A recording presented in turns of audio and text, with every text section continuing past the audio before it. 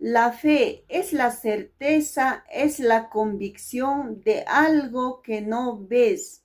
Tener fe es creer.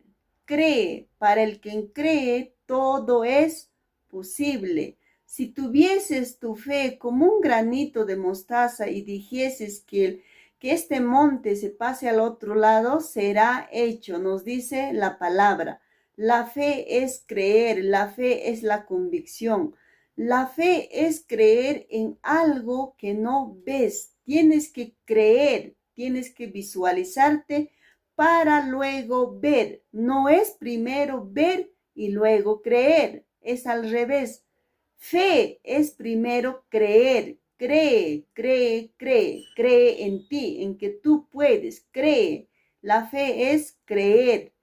Creer para ver. No es primero ver para creer, sino creer para ver, visualizarse primero. Ten esa fe. A veces en la persona la fe megua, la fe es de diferentes dimensiones. Algunos tenemos una fe débil, pero algunos tenemos una fe madura.